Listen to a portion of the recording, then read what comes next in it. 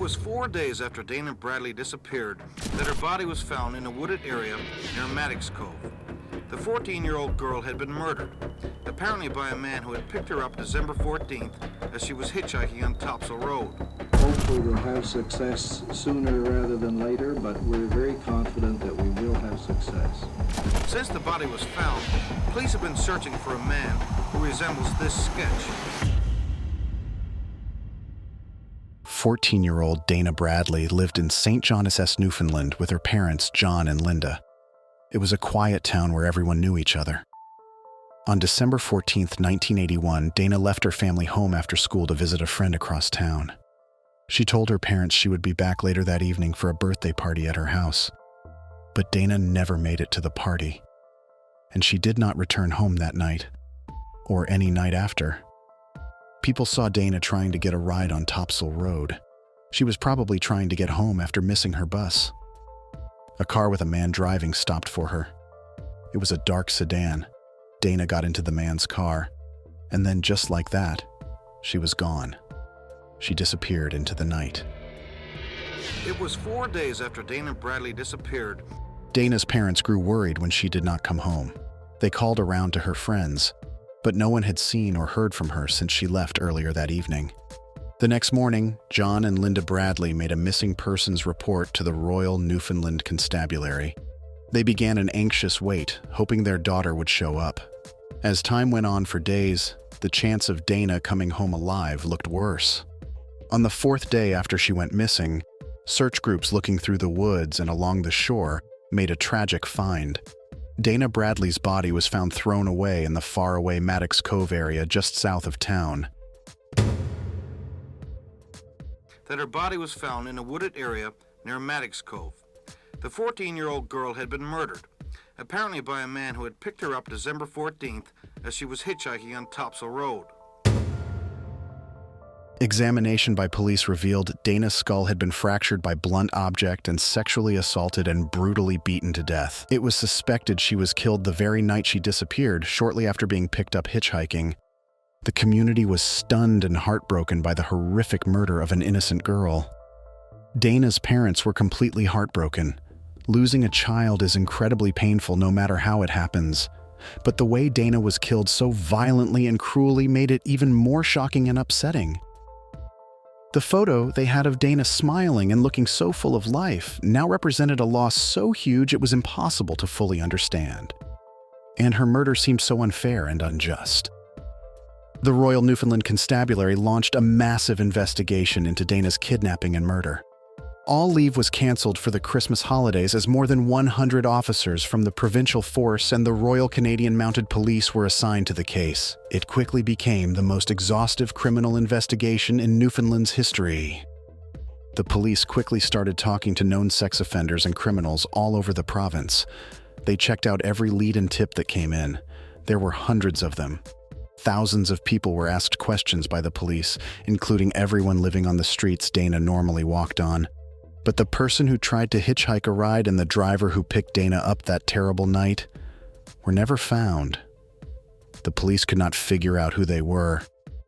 Weeks turned into months with no major breaks in the case. Then years began to pass with Dana's murder still unsolved. Her case file expanded to fill filing cabinets, but the killer remained free. The Bradley family lived through each holiday and milestone without their beloved daughter and sister, never fully healing from their profound loss. By 1986, 5 long years had gone by since Dana died, and the police investigation had stopped. Nothing new was happening. Then something surprising happened. A man named David Somerton, who had done small crimes and violent things before, came forward and admitted to killing Dana Bradley. The police brought Somerton in for asking questions after getting a tip about him. They put pressure on him, and he finally broke down. Somerton gave disturbing details about taking Dana in his car, driving her to a remote spot, and doing the evil crimes to her. The investigators thought they had finally found the monster who did this terrible tragedy. They thought the case was finally solved after so many years. However, before Somerton went to trial, doubts came up about whether his confession was real. Somerton took back everything he said. He claimed the police threatened him to get a false confession blaming him for the crime. The police did not have any other evidence clearly linking Somerton to Dana's murder, so the charges against Somerton had to be dropped since the confession could not be proven true. Later, Somerton was found guilty of lying to police about the confession, but he kept saying he was innocent of killing Dana Bradley, even though he had confessed before. This shocking news ruined hopes that justice was finally served. The police had to start over from nothing again, chasing weak leads that led nowhere. At the same time, Dana's family and the community kept grieving her and pushing to keep her unsolved case from being forgotten. In the 1990s, improvements in forensic science gave a small hope when DNA samples were taken from evidence in Dana's case. But the technology then could not give any full answers. Dana's parents, John and Linda, kept going in their search for conclusions, never giving up on finding who took Dana. We're very confident that we will have success. You obviously can't put a time frame on it, can you? No, I can't, and I don't think that anyone else can. This is not at all possible.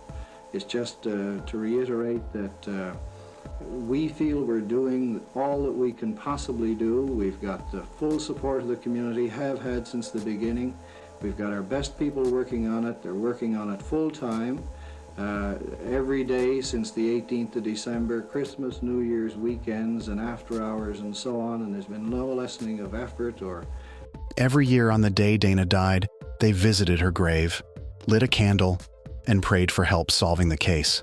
Even with no new leads, they persevered to honor their daughter. In 2006, 25 years after Dana's murder, the Royal Canadian Mounted Police revealed they had kept the investigation active all those years, still receiving tips and working leads. They announced plans to retest the DNA evidence from Dana's case, hopeful that new techniques could unlock secrets from the past. The Bradley family anxiously awaited updates, hoping this time the DNA results would finally provide a break in the decades-old case.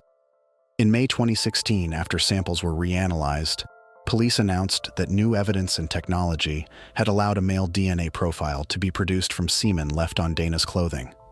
This previously unknown suspect's genetic fingerprint offered a major step toward identifying Dana's killer after so many years of hitting dead ends. Investigators cross-referenced the DNA profile against criminal databases around the world, but did not find a definitive match. The killer's identity remained hidden, but police now had strong physical evidence that could potentially connect the murderer to Dana when and if he was identified. Unfortunately, without a name, the investigation was blocked again. The lack of answers and justice is a constant gutting reminder of the horrible crime. But Dana's family and community still have hope that the DNA evidence will someday lead to an arrest and conviction so they can finally know what happened to Dana that dark December night when the young girl never made it home.